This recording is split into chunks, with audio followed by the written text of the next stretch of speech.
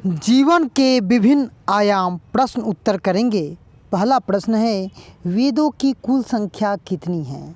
तो जैसा आप जानते हैं कि वेदों की कुल संख्या 4 है। दूसरा प्रश्न है, पुरु सूक्त का उल्लेख किस वेद में हुआ है? तो इसका उल्लेख ऋग्वेद में माना जाता है। आगे प्रश्न है, ऋग्वैदिक काल का प्रमुख व्यवसाय क्या था?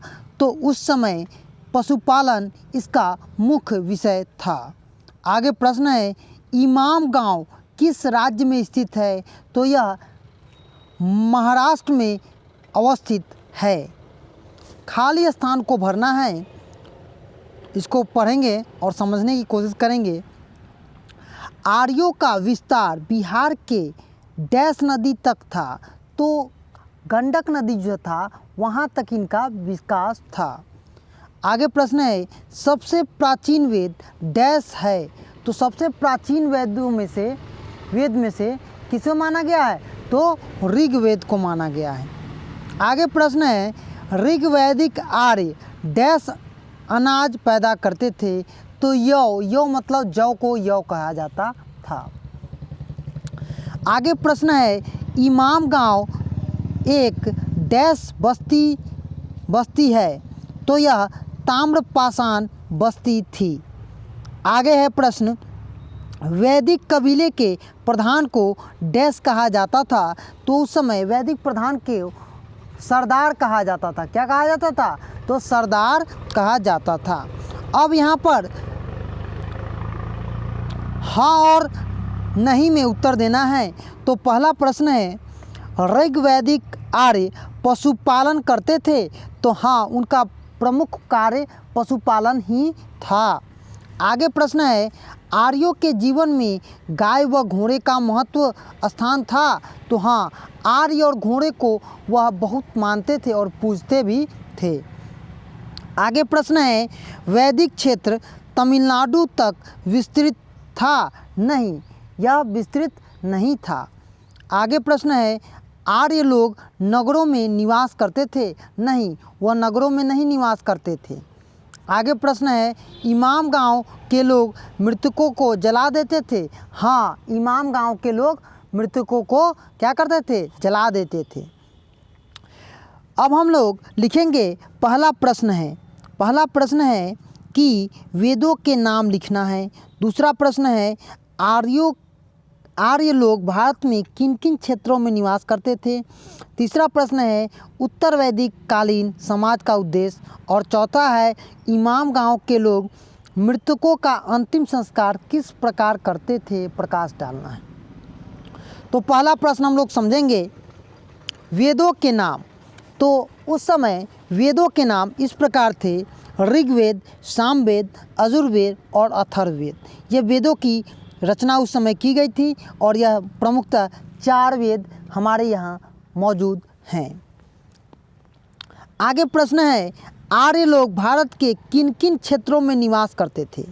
उत्तर लिखेंगे, आर्य लोग भारत के पंजाब, गंगा और यमुना के क्षेत्र तथा बिहार के गंडक नदी के क्षेत्रों तक निवास करते थे। इनका जो निवास स्थान था पंजाब, गंगा के मैदान, यमुना और बिहार के गंडक नदी तक था। आगे प्रश्न है, उत्तर वैदिक कालीन समाज का उल्लेख। तो उत्तर लिखेंगे, उत्तर वैदिक काल में लोग सबसे ज़्यादा कृषि पर ध्यान देते थे, क्योंकि जनपदों का उदय हुआ। लोग खेती करते थे।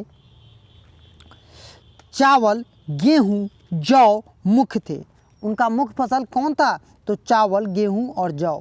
व्यवसाय जिसमें धातु कर्म, धातु शोधन, रथकार, स्वयंकार, कुम्हार से व्यवसायी, धार्मिक अवस्थाओं थी जो कि ब्राह्मणों द्वारा यज्ञ अनुष्ठान होता था।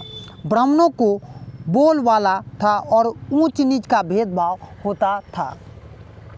आगे प्रश्न है, इमाम गांव के लोग मृतकों का अंतिम संस्कार किस प्रकार करते थे? प्रकाश डालना है।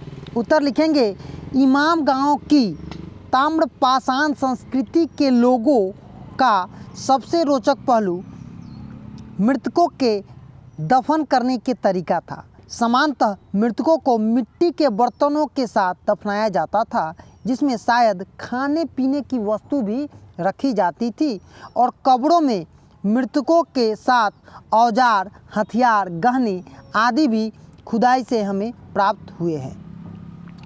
आगे प्रश्न है, आओ चर्चा करें। तो पहला प्रश्न है, आर्य जिन देवताओं की पूजा करते थे उनमें कुछ की सूची बनाइए तथा यह बताइए कि इनमें किन किन देवताओं की पूजा आजकल की जाती है। उत्तर लिखेंगे, इंद्र, वरुण, आदित्य, अग्नि, सोम, सूर्य, वायु देवी देवता की पूजा करते थे। इंद्र, वरुण, अग्नि की पूजा आज भी हमारे यहाँ जो हमारी हिंदू संस्कृति है उसमें बड़े पवित्रता के साथ इन देवताओं की पूजा आज भी की जाती है। आगे प्रश्न है, ऋग्वैदिक आर्य खेती नहीं करते थे, इसके कारण बताइए। उत्तर लिखेंगे, ऋग्वैदिक काल में आर्य खेती नहीं करते थे, इसका कारण है कि पशुपालन पर ज़्यादा वो ध्यान देते थे। पशुओं के भोजन के लिए एक जगह पर ज़्यादा दिनों तक ठहरना नहीं पाते थे, बार बार वह स्थान परिवर्तित करते थे। ऐसा इसलिए करते थे कि उस समय जब एक स्थल पर जो पशु पालते थे वहाँ पर चरवाहा जो चारा चराता था वो ख़त्म हो जाता था, तो दूसरे स्थान पर वो चले जाते थे।